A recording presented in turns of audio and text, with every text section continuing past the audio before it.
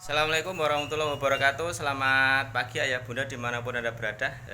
Dengan saya Pak Didodo dari Kids Center Bimbel CPS Anak Sukoharjo ayah bunda. Oke, hari ini ayah bunda izinkan saya mau sharing-sharing sebentar sedikit tentang seperti apa sih sebenarnya orientasi pendidikan yang harus kita berikan kepada anak-anak kita ya bunda semuanya ya. Di dunia yang serba dinamis ini sedang sangat fluktuatif ya, perubahannya sangat cepat sekali gitu ya. Oke, ada sesuatu yang sangat menarik, menggelitik ya.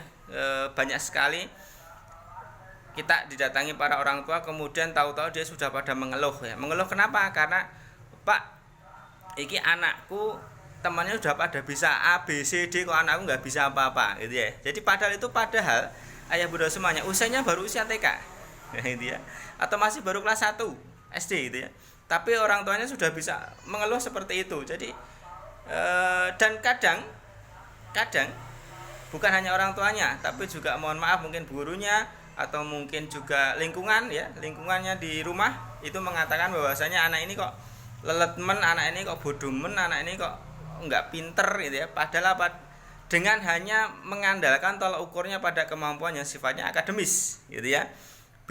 Yang lain sudah bisa berhitung ini sampai ini tapi dia nggak bisa. Anaknya sudah bisa hafal ini dan itu, dia nggak bisa atau belum bisa sebenarnya pada intinya ya.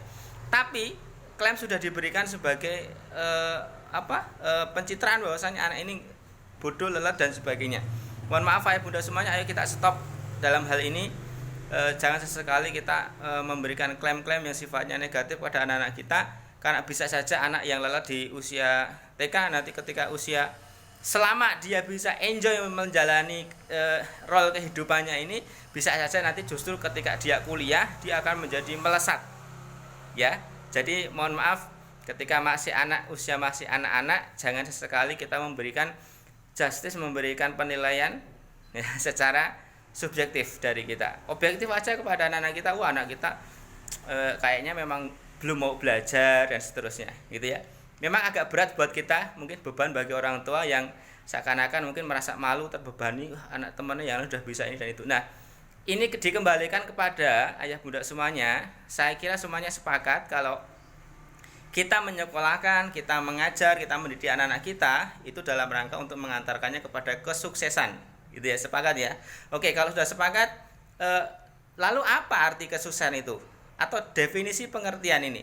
Karena mungkin saja ya, karena kita salah dalam memahami kesuksesan ini, akhirnya membuat saat ini kita juga salah memberikan penilaian kepada anak-anak kita. Oke, saya akan sampaikan bahwasanya ada dua atau nanti ada tiga kesuksesan, orientasi kesuksesan, arti kesuksesan, definisi atau pengertian dari arti sukses ya. Yang pertama adalah sukses dalam hal akademis ayah bunda semuanya ya. Akademis itu yang sifatnya ya kemampuan kognitif ya, pinter, pelajarannya bagus, nilainya bagus dan seterusnya. Nah, orang yang atau anak-anak yang dia memiliki orientasi dalam hal akademis, biasanya dia belajarnya juga akan fokus dalam hal ini. Dan profesinya apa nantinya? Profesinya adalah ketika dia memang memiliki kemampuan dalam hal akademis, profesi-profesi akademis contohnya seperti apa? Seperti dosen, seperti dokter dan seterusnya gitu ya. Jadi pokoknya profesi-profesi yang memang dia bisa memiliki profesi itu karena atas dasar dia memiliki kemampuan akademis di atas rata-rata. Itu ya, itu yang pertama.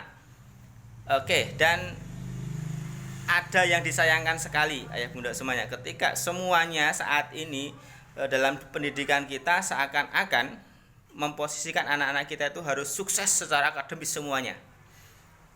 Jadinya apa? Jadinya hari demi hari anak-anak kita melalui yang namanya proses belajar ini sebagai sebuah beban akademis yang luar biasa. Nilainya harus di atas rata-rata semuanya. Gitu ya. Nilainya harus bagus semuanya. Baru dia menganggap dirinya pinter, atau mungkin orang tua, lingkungan, guru dan siapapun akan menganggap dia adalah anak yang pintar. Mohon maaf sekali ya. Jadi yuk kita rubah mindset kita, jadikan sekolah itu sebagai sesuatu yang menggembirakan dan menyenangkan buat anak-anak kita ya.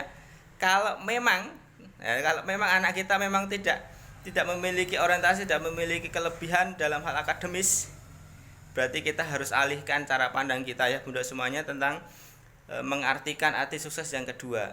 Ya, yang kedua adalah sukses dalam hal bakat. Bakatnya apa? Kesenangannya apa? Kita fasilitasi, kita genjot, kita push dari sekarang, ya. Jadi silakan digali, dicari-cari, ya. Dicari-cari anakku ki seneng opo, pinter opo. Nah, gitu ya. Yang tidak bersifat akademis, ya. Mungkin karena dia motoriknya terlalu atraktif, akhirnya bisa saja diarahkan ke hal-hal yang sifatnya untuk kemampuan psikomotoriknya dikembangkan, pencaksilat dan sebagainya. Nah, itu bisa saja. Dia senang gambar, bisa saja gambar dari itu. Atau mungkin yang sepele ya, atau mungkin saya ambil contoh saja langsung ya, seperti apa sih orang-orang yang sukses dengan kemampuan non akademis atau bakatnya ini. Contohnya mungkin kita sangat kenal sekali dengan host yang fenomenal, Mr. Tukul Arwarna contohnya dia. Dia itu punya bakat public speaking, kemampuan menghibur orang. Jadi bicara menguasai audiens. Itu penting sekali ya Bunda, berbicara di depan sepele ya, kemudian bisa menghibur orang tapi orang-orang seneng.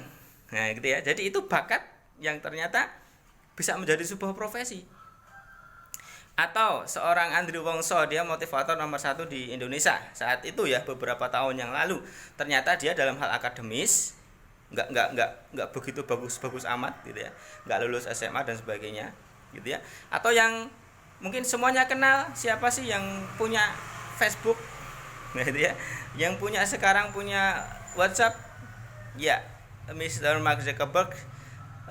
Dia ternyata secara akademis juga nggak begitu menggembirakan, dan kebanyakan rata-rata orang-orang sukses dalam hal mungkin di dunia usaha seperti pemilik Microsoft, pemilik Apple, itu semuanya ternyata dalam riwayat pendidikannya nggak bagus-bagus amat, atau mungkin dalam sejarah para penemu-penemu itu ternyata dalam hal akademis nggak begitu menggembirakan. Ya, jadi stop sekarang. Ketika ada anak-anak kita yang tidak begitu menggembirakan dalam hal akademis, mungkin saja kita harus melihat sisi yang lain dari anak-anak kita dalam hal non akademisnya, gitu ya. Oke, lalu apakah anak-anak kita harus salah satu atau bagaimana? Oke, yang paling penting satu, ya, jangan mengantarkan anak-anak kita hanya cerdas, hanya sukses dalam hal akademis saja. Nanti bisa repot.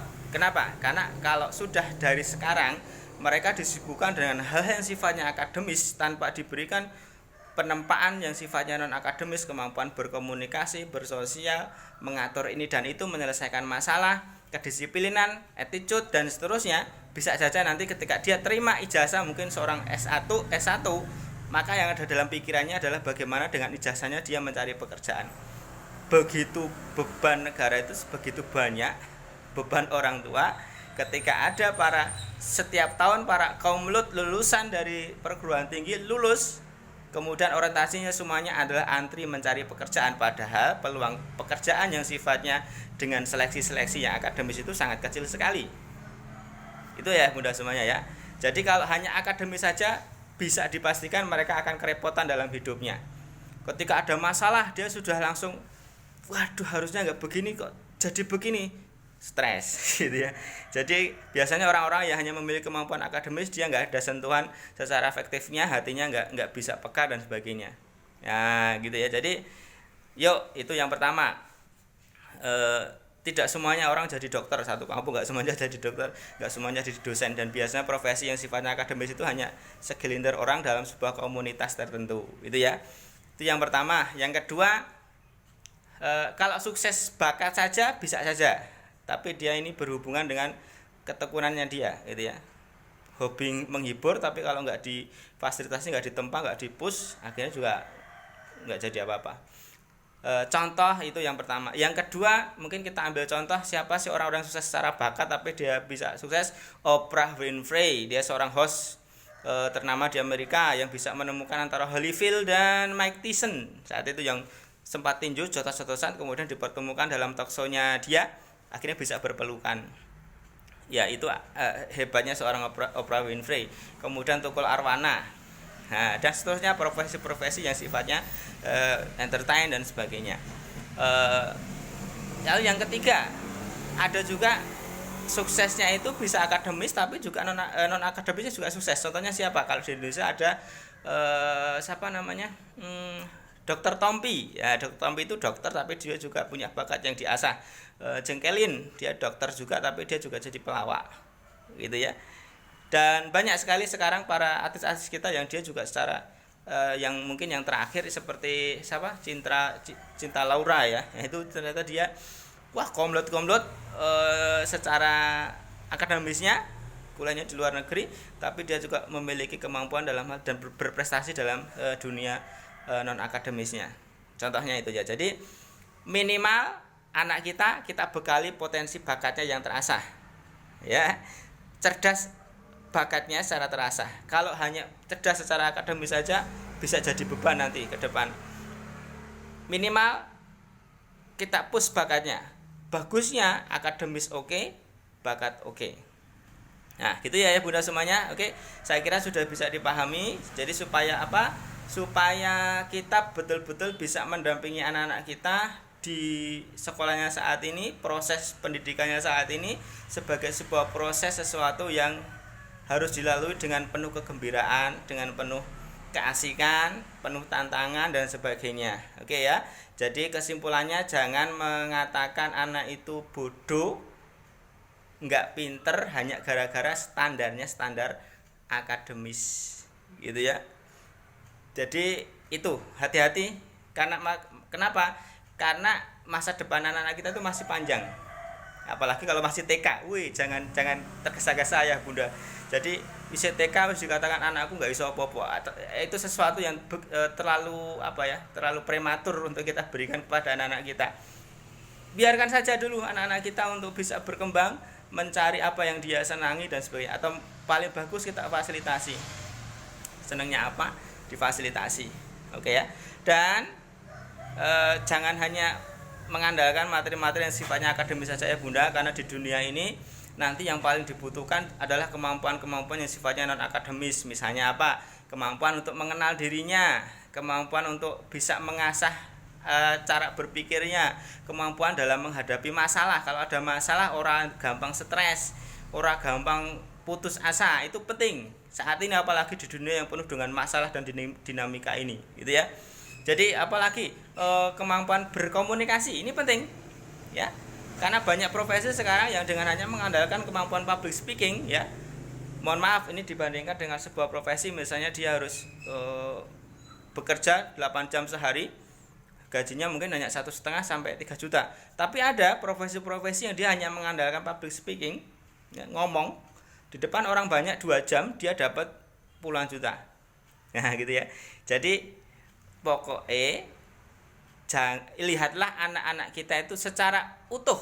Utuh itu berarti ya apa yang ada dalam dirinya itu yang baik, yang sifatnya akademis, non akademis, kemampuan yang kognitif, afektif, psikomotoriknya kita lihat secara utuh. Jadi posisikan anak kita secara utuh, ya, sebagai manusia utuh. Jangan hanya melihat anak kita dari sisi satu secara subjektif dan kemudian lihat anak kita secara hanya mengukur pada kemampuan kognitifnya saja. Baik ayah bunda, mudah-mudahan itu sedikit yang bisa saya sharingkan, sedikit bisa memberikan wacana, ya, membuka pikiran kita, supaya kita bisa mendampingi anak-anak kita bisa menjalani proses dalam menuju masa depannya ini dengan penuh keceriaan, sekolahnya happy, belajarnya happy, nanti juga dengan teman-temannya dia juga happy dan dia bisa menjadi orang-orang sukses.